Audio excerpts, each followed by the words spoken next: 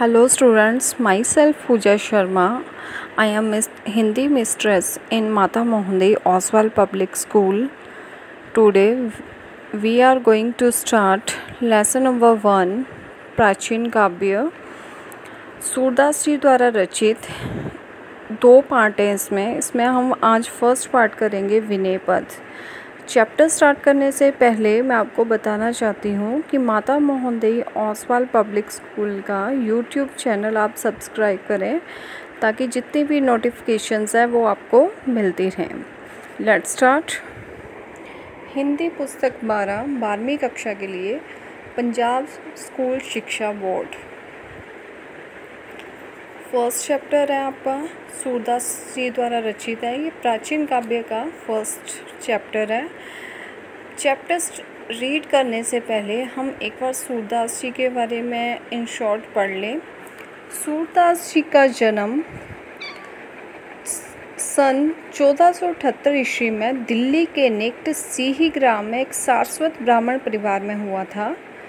कुछ विद्वान इन्हें जन्म से ही अंधा मानते हैं तो कुछ मानते हैं कि ये किसी कारणवश बाद में अंधे हो गए थे, लेकिन इसका कोई भी साक्ष्य नहीं मिलता। और सूरदास जी कृष्ण भगवान जी के बहुत बड़े भक्त थे और इन्होंने कई ब्रज भाषा में कई अलंकारपूर्ण कविताएं भी लिखी, ग्रंथ भी लिखे। और इनका जो देहांत है सन 1583 ईस्वी में मथुरा के निकट पारसोली गांव में हुआ था। विनय के पद, आज हम इनका फर्स्ट पार्ट विनय के पद पढ़ेंगे। इसमें सूरदास जी कवि ने श्री कृष्ण की महिमा का गुणगान करते हुए उनके चरण कमलों की वंदना करते हुए उन्हें करुणा में बताया है। So let's start. First line, चरण कमल बंदो हरि राई। इसमें सूरदास जी कहते हैं कि मैं भगवान श्री कृष्ण के चरण कमलों की वंदना करता हूँ।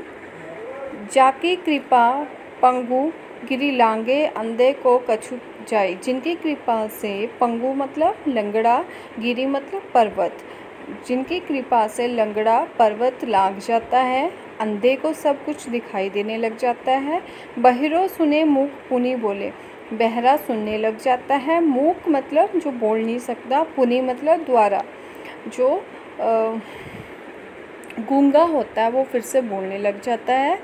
रंक चली सिर छतर धराई, और रंक मतलब ग्रीव, निर्धन, जिनकी कृपा से मतलब श्री कृष्ण भगवान की कृपा से निर्धन भी सिर पर छतर धारण करवा कर चलता है, अर्थात सम्राट राजा बन जाता है।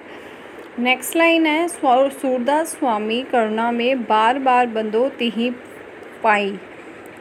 सूरदास जी कहते हैं कि मेरे स्वामी ऐसे दयालु हैं, इसलिए मैं उन चरणों की पाई मतलब बार बार, पाई मतलब चरण, जिनकी बार बार बंदो तिहि पाई, जिनकी बंदो मतलब वंदना करना, पूजा करना, जिनके चरणों की बार बार वंदना करता हूँ। अब नेक्स्ट जो है वो यहाँ से स्टार्ट है पैराग्राफ। प्रभु मोरे अवगुण चितना धरो। इसमें सूरदास जी कहते हैं, श्री कृष्ण से प्रार्थना करते हुए कहते हैं कि हे प्रभु मेरे दोषों पर ध्यान ना दें। चितना धरो मतलब मेरे दोषों को मत अपनाओ। समदर्शी है नाम तुम्हारा। इसमें सूरदास जी कहते हैं कि आपका नाम समदर्शी है, अर्थात आप सबको एक जैसी नज़र से देखते हैं। समदर्शी का अर्थ है सबको समान दृष्टि से देखने वाले। आगे है, चाहो तो पार करो, एक नदिया एक नार कहावत मेलियो नीर भरो। इसमें सूरदास जी कहते हैं कि समदर्शी मतलब सबको समान दृष्टि से देखने वाले, चाहे तो आप मेरी नैया पार लगाओ या मुझे भवसागर से पार करो।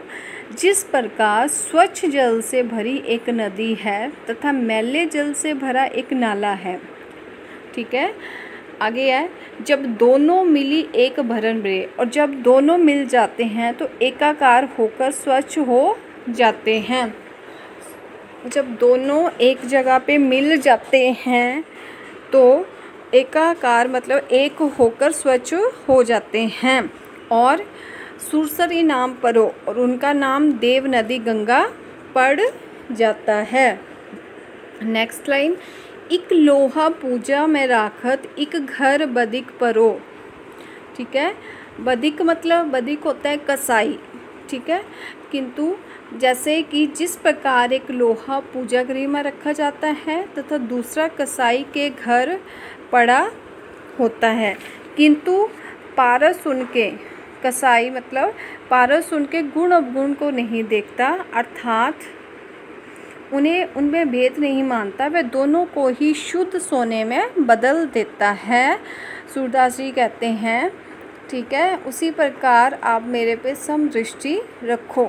नेक्स्ट लाइन है, ये माया भ्रम जाल कहावत। इसमें सूरदास जी कहते हैं कि ये संसार माया का भ्रमजाल कहलाता है और इसलिए हे प्रभु अब की बार मुझे भवसागर से अवश्य पार कर दो।